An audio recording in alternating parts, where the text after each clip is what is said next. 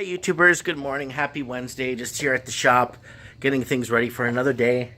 It's great owning your own business. Check out my series, starting a game store from scratch.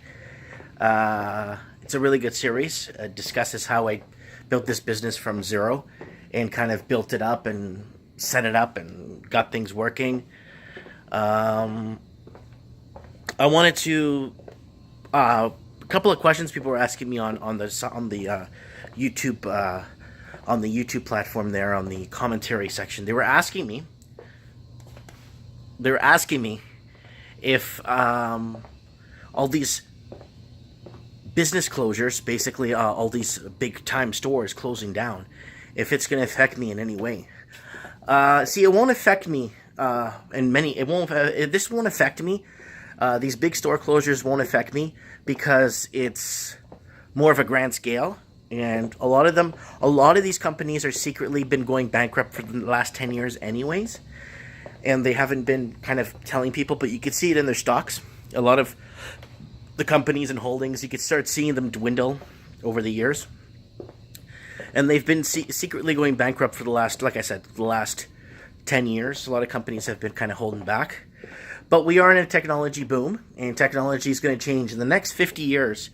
Technologically wise, you have no idea how much things are going to change in the next 50 years. I think wars would continue. All the barbaric stuff that we go through now, that we've been going through for the last 2,000, 3,000 years, thievery, wars, ripping people off, stuff like that will still continue. But I think technology will change drastically. Would it cut down on that kind of stuff? I don't know. Anyways, let me know. So people are saying, no, it's a lot. This is a bigger grand scale. Like, I'm a small mom and pop store. Towns like to see places like this in business and creating jobs for locals. People like to see that. People want to see that. What else? I think, personally, in my opinion, a lot of these stores going bankrupt or filing for bankruptcy protection and stuff is because the middle class is disappearing. It's very simple. It's you take out you take out the rooster, chicken won't lay the egg, or the lay egg, whatever it is, whatever the saying goes. It's a chain of it's like a chain. It's a chain. It works on a chain, and basically once you remove one link of the chain, it falls apart. And because the middle class doesn't have incredible amounts of spending money like they did back in the 80s, that's during the Reaganomics time. Everyone had money. People were buying multiple homes. It was crazy. The stock market, the bear market, everything was just roaring. That was the good times, the good old times, where people were immigrating from Europe and building up Canada and stuff. That was the early 80s when it was predominantly European, right? When Canada was predominantly European. But now things are changing, and it's basically people are at a point now where they can't afford, wages aren't catching up to mortgages. It's out of control, plain and simple. Where we sold out to the highest bidder, basically. And I say it in every video. It's just what it is. It is what it is. There's no, you got to call a spade, and that's, Canada is going through a really dark time now. So how does this get fixed? I think very heavy government intervention. There's no other way. There's no way we could do it. There's no way I could go out and change things, just like that. It has to be done now with some sort of governing law. I think something has to be done now where basically laws have to be put in place, or they've been trying that with taxes and stuff, but you can never do it in a free market society, right? So I don't know. We'll see what happens. I mean, we'll see what happens. I think personally, like the middle class gone. I think the Canada needs to bring in more rich, because a lot of Europeans aren't coming into Canada anymore. Canada closed immigration to Portugal. I know Portugal personally. They closed Portugal immigration. I think it was in 97, 98. There was no more immigration coming in from Portugal. Like, they're not allowed. They closed immigration from a lot of countries in Europe. I know Ireland, I think, is one of them too. I think it was Spain. I think is another one. But France is still wide open. Just signed 2 papers. That's what they did. I met a guy from France that immigrated. This is one of the very few people I know that speak French in Canada. And he told me, yeah, I moved from France. How did you get in from Europe? Oh, just two papers, just fill $50 to get approved, this and that, and then two more papers, and that's it. I'm on the plane. Like, holy smokes. That's amazing. But that's from France, right? So, yeah, I don't know. I just with the middle class, because those people, because a lot of Europeans aren't coming anymore, or people from those people that want to build from scratch, right? A lot of those people were the ones who founded the Canadian infrastructure. A lot of Portuguese construction workers, because they're not coming in anymore. I think infrastructure got to a point where it's like already at capacity. I mean, you're never at capacity for anything. And then because the Europeans stopped coming in, I think it was late 90s, early 90s, I can't remember. But when the Europeans stopped, weren't allowed, they just weren't allowed to immigrate. Well, they could apply, but I have to phrase my words properly, right? Because I don't want to seem like it's, I'm telling you from my experience and my point of view, from what I saw growing up, right? Because I'm almost 40 years old, right? And I lived in a very heavily predominant Italian and Portuguese neighborhood. And the neighborhoods I lived in were like that. But things have changed. The middle class has disappeared. I think because people coming with bags over their shoulders to build a life and put their kids through school and pay taxes, I think those days are over. I honestly think that's done, over and done with.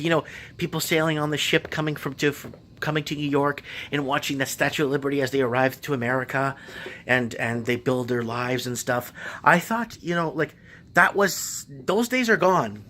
Those days of basically all you have to do is have a job and you could get everything you want type of thing. But now it's getting to a point where it's getting really tough. And why am I making these videos is because I have kids. My son is 3 and my daughter is 1, and I want to make the world a better place, better than what it was. I want to do better than worse than when I leave this place. When I leave this world, when I pass on, I just want a better place for my kids. That's all I want, and so does every hardworking Canadian. Whether you're wherever you came from in this world, to become Canadian and make Canada what it is and be proud to be Canadian.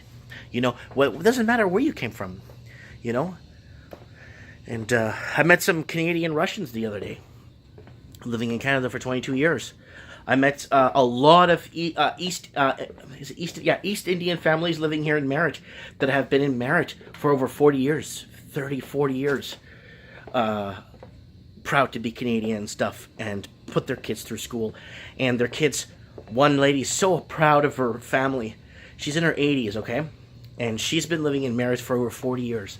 And she told me that one of her daughters is an RCMP, high up RCMP. The other one is a doctor. She's a doctor. Another one is works as a technician for CN. So you see what I'm saying, right? There's so many proud Canadians out there. But I'm afraid that opportunities won't be there anymore because of the lack of middle class. If there's a lack of middle class, obviously production's down. If production's down, then the country's wealth is low. The only way they could facilitate or fix that, in my opinion, is to bring in very rich investors to come in and buy up. That's the only way it would work. You know what I'm saying? I think the only way they can make it work, because no one can catch up to, wages can't catch up to rent. It's plain and simple. And I'm talking the good talk, I'm talking we need to get together and find solutions, brainstorm, create a good positive light on things, and start saying, okay, this is the predicament we're in now. What's going to happen to our kids? What's going to happen to, because this is very important, because I won't be alive most of my kids' life, so I want to make sure that they're not lost in this world, you know what I'm saying? Because of simple things like all they have to do is get a job and they could have a decent life. But if they can't even get that, how does it work, right?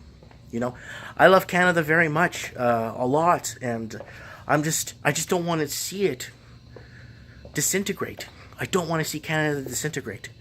I don't want to see it fall, because I just love this country, and I believe it has a powerful potential. It's got incredible amounts of resources. It's got incredible amounts of great infrastructure. It's building for a future.